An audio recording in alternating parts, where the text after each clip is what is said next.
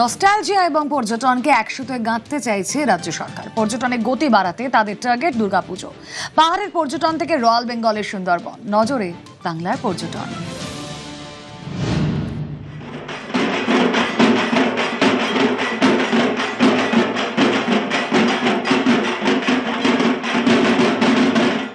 আর 2 মাসও বাকি নেই বাঙালির প্রাণের পুজো দুর্গাপুজোর।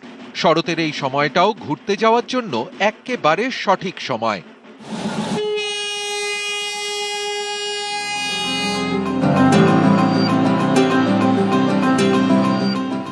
তাই রাজ্য সরকার চাইছে শারদোৎসবের আমেজে বাংলা যেন পর্যটনের নেক্সট ডেস্টিনেশন হয়ে উঠতে পারে।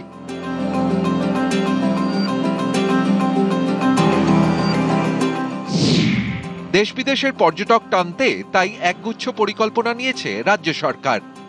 ইন্ডাস্ট্রির কম্পোনেন্ট হিসাবে ট্যুরিজম, সেটাকে নিশ্চিত করে একটি ট্যুরিজম ইন্ডাস্ট্রিয়াল পলিসি, আপনারা জানেন যে আমাদের মাননীয় মুখ্যমন্ত্রীর নির্দেশে আমাদের 5 মেম্বার কমিটি ইনভেস্টমেন্ট পলিসিটির উপরে কাজ করছে, ইন্ডাস্ট্রিয়াল পলিসির উপর কাজ করছে। 2025-এ কেন্দ্রীয় পর্যটন মন্ত্রকের ইন্ডিয়া ট্যুরিজম ডেটা কম্পেন্ডিয়ামের রিপোর্টে বলা হয়, বিদেশি পর্যটকদের আকর্ষণে দেশের মধ্যে দ্বিতীয় বাংলা। এই সুযোগকেই কাজে লাগাতে তৈরি বাংলার পর্যটন দফতর। তাই বিশেষ নজর পাহাড় ডুয়ার্সের পর্যটনে। পাহাড়ের 2 সিগনেচার চা এবং কমলা লেবু। তাই পর্যটকদের মন ভরাতে দার্জিলিংয়ের মেলে চা উৎসব এবং সিটংয়ে কমলা লেবু উৎসবের আয়োজনের পরিকল্পনা নিয়েছে সরকার। অনেকেই চান চা বাগানের ব্রিটিশ আমলের বাংলোগুলোয় দিন কাটাতে। পুজোর ছুটিতে সে আশা পূরণ হতেই পারে। পর্যটন দপ্তরের চা বাগানে থাকুন এই উদ্যোগের সৌজন্যে। যে টি এস্টেটগুলো আছে, চা বাগানগুলো আছে, সেখানে স্টে স্কিম, অর্থাৎ চা বাগানের মধ্যে থাকো, চা বাগানে দিন কাটাও 24 ঘন্টা 48 ঘন্টা, এটা আমরা নিয়ে আসতে চলেছি।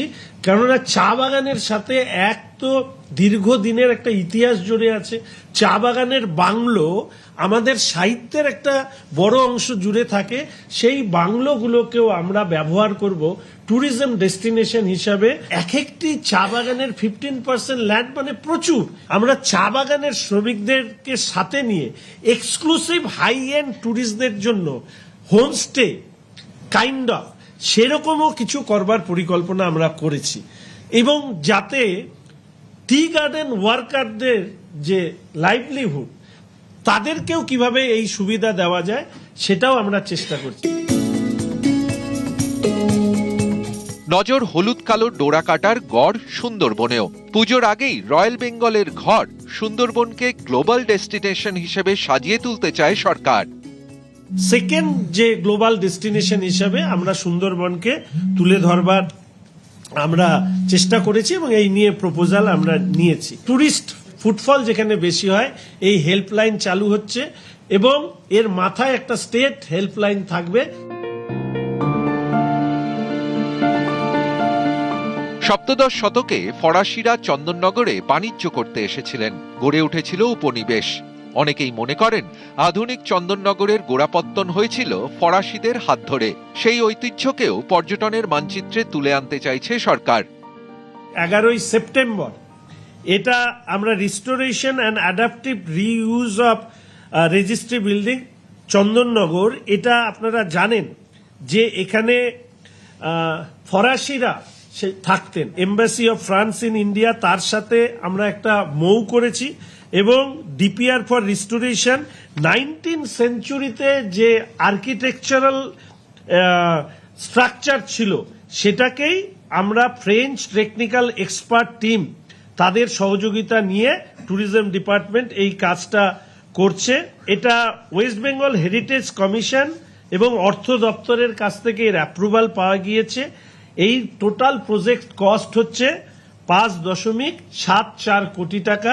ইউরোপিয়ান সার্কিটের অংশ হিসাবে এটা ডেনমার্ক সহ অন্যান্য ইউরোপিয়ান কলোনিগুলোকে আমরা কানেক্ট করব। এখানে থাকবার জায়গা থাকবে, সেখানে রেস্টুরেন্ট থাকবে, সেখানে দর্শনীয় স্থান হিসাবে আসবে। নতুন সরকারের হাত ধরে পর্যটন শিল্পকে আন্তর্জাতিক মানের গড়ে তুলতে চাইছে পর্যটন দপ্তর। একদিকে পর্যটন শিল্পকে নানাভাবে চাঙ্গা করার পাশাপাশি পর্যটনের প্রচার এবং প্রসারেও ব্যাপক পরিকল্পনা নিয়েছে পর্যটন দপ্তর। ক্যামেরায় সায়ন্তন ও কাঞ্চনের সঙ্গে ভেঙ্কটেশ্বর লাহিড়ী, নিউজ 18 বাংলা, কলকাতা।